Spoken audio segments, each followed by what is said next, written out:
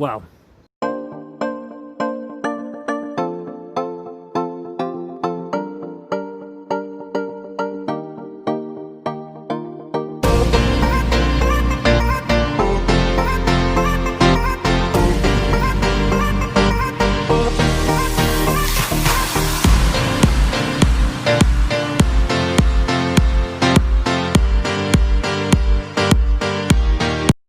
So it wouldn't be a giveaway garage video without the lovely British weather. So it's starting to rain, but today I'm going to take the Skyline to my work, pressure wash it, and pressure wash all the mud underneath it, because it is going off the road for a couple of months to do the manual conversion. So take it to work, pressure wash it, and then leave it there for a couple of days to dry.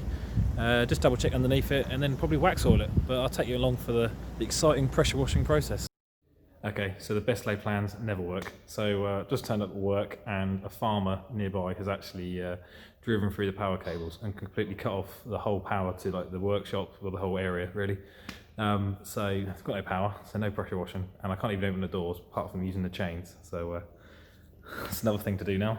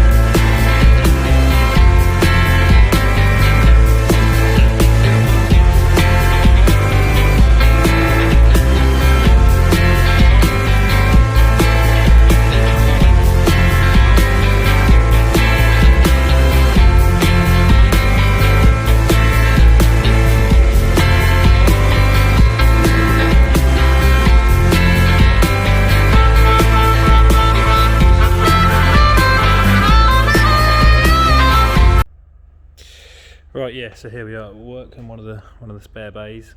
Unfortunately, I don't know if I've kept it in this or not, but basically a farmer up the road has come and hit one of the telegraph poles and has actually knocked out all the power in the local area. So unfortunately, obviously I come here to put this in the air, pressure wash it all, get rid of all the crap that's underneath, all the mud, and try and just sort of wash off any salt or anything, even though it shouldn't have any, but it's been dailied obviously for 2-3 years, so I kind of want to sort of, when I first got it I wax oiled it, pressure washed it and wax oiled it, blah, blah, blah, blah.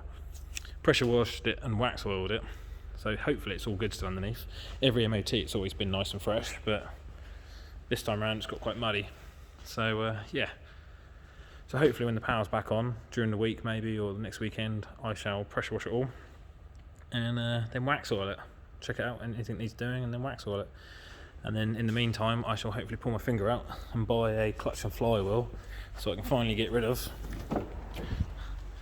this whole thing and hopefully stick the manual in there, because I've got everything here apart from the clutch and flywheel. So that's another job to do, while I've obviously got the S13 and the other S13. Right. I do love that rear. Yeah, so as you can see at work, I've got quite a few other little projects on the go, but these aren't mine, these are other people's. So you've got a nice little tuk-tuk there, which has actually been in a film, but I can't remember which film it has been in. There's been a Mini going for a full resto, and then one of the other colleagues at work, this is his Beetle, having a full rebuild, but some eagle-eyed people will realise that these don't normally go on a Beetle. So this has actually got, well, this is a 2011 Porsche Bugster 3.2 with a Beetle body moulded to it. So it's actually written off. So a guy, I think, had driven on the white lines on the motorway and spun and crashed it. So it wasn't actually too damaged, so it could have been easily repaired, but onwards and better things, I'd say. So basically what he's done, completely cut the body off. That was a sacrilege really, putting an angle grinder to a Bugster, but that's coming out well. So yeah, basically what we've done, what he's done, I've helped out a little bit, is cut the complete body off, but left all the suspension turrets in place. So the suspension, everything does all bolt up. It's obviously just off at the moment because I keep putting bits on, welding it, cutting it in place, putting another bit off, taking it off. Had the suspension on about 3-4 times and the engine. So everything's just taking fine little details. So it's like getting all the dash bar up there to try and shorten the dash and everything. It's just taking a long time, but yeah, so obviously that's where the engine will go. So that's going to be quite an interesting thing to see at a track or on the road. You just think it's going to be a slow old Beetle, and then all of a sudden it's going to launch, because I've got a feeling he might even have launch control, which is that's going to be something to see at the traffic lights.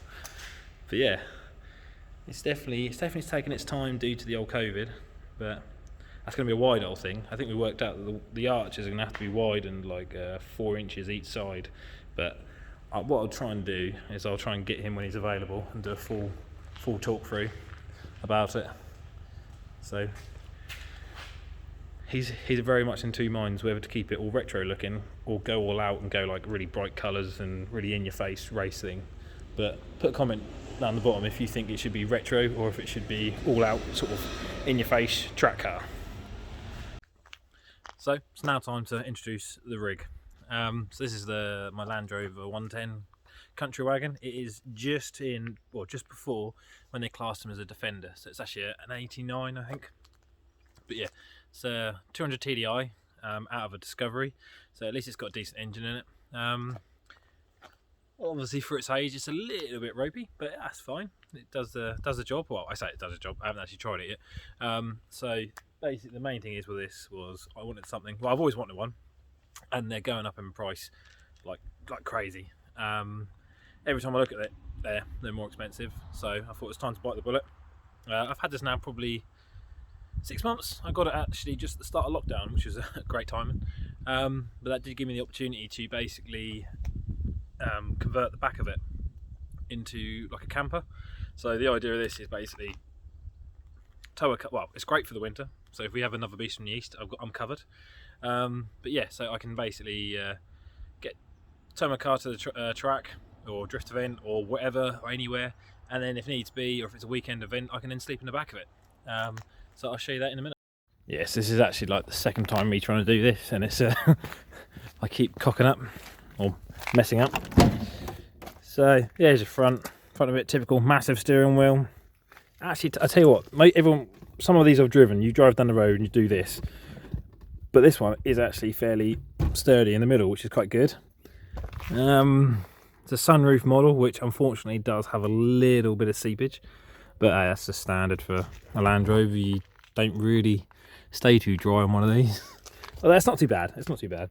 That has had a repair panel that needs to be painted. That was before me. Got tinted windows. Looks baller. It's cringeworthy.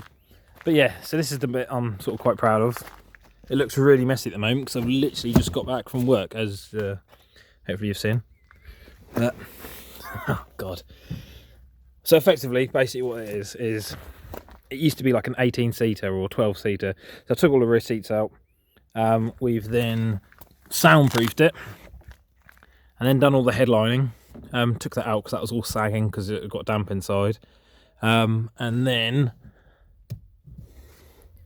added some nice LED lights to that. Sprayed all these black. Put some nice window sort of curtains up to their stop all the light coming in, which does work. It works a treat actually.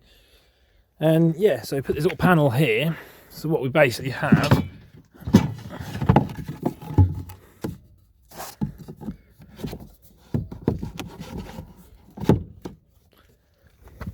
we have a couple of them come across, and then this slides over, and then all this mattress stuff that comes down.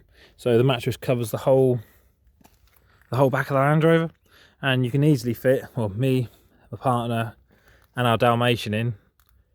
Little bit tight, but no, it's not too bad actually, because she normally sleeps right in this little corner here, and then I'm over there, partner's there, and that's nice and snug. And it's actually quite warm inside. We brought a little heater to come with us, but didn't even need it in the end. So yeah, really impressed with that, actually, how it works. We didn't actually like go to a car track or anything like that. We literally just went up to North Norfolk for a long weekend, 4 days, and yeah, worked a treat. We've got an awning in there, so I've got to reattach the tubes because the way I did it was a little bit windy still, but yeah. So got a cigarette lighter, little USB charger, so that's what we put our phones into.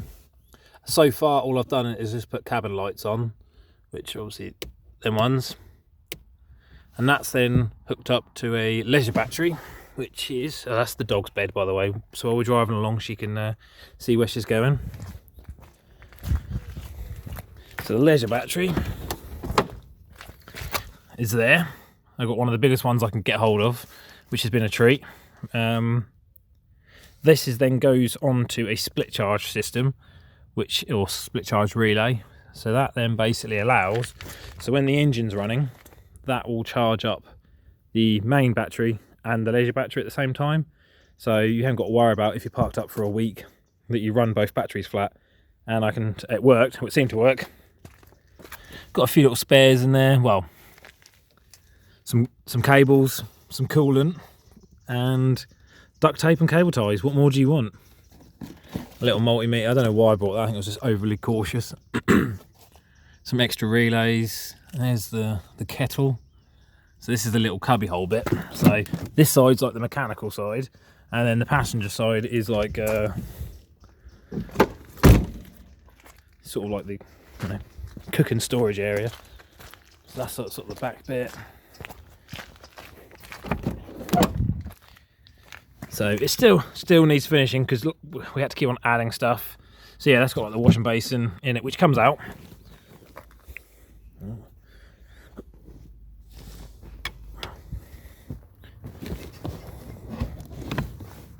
So yeah, so you got some blankets, some extra stuff in there, dog something. Oh, I'll sort that out in a minute. Yeah. So just a little introduction to the Land Rover. To be honest, I'm not really going to do too much to it apart from clean it up, probably spray it at some stage, just because it's got it has been used. It's basically what I say. Someone's spent a lot of money on it at some stage, and then somebody's just sort of used it, which is fine. That's what you got to use them for. You got to put them through the mud. So someone's used it and just sort of wore it up a little bit. So it's just a simple case of going through it and making sure it's nice and reliable. Got a nice bright lamp on top, sort of come with it. It is really bright actually. It's got these vents here, which is absolutely awesome in the summer. It's a nice bit of aircon. So you've got a solar panel on it. So yeah, that solar panel just charges up the leisure battery. Just add a little extra charge to it, which again went away for 4 days. 4 days worth of charging my phone up and iPad up, because that's what we used for like watching TV. So it's only a little one, but it does a really good job. So that's all I need at the moment. So yeah, this is perfect sort of wagon for going to a track day or a drift event, hopefully. Sort of what I've got in mind is sort of drift Missouri, but I've now got the tow rig. Just got to sort out the drift car. The drift car?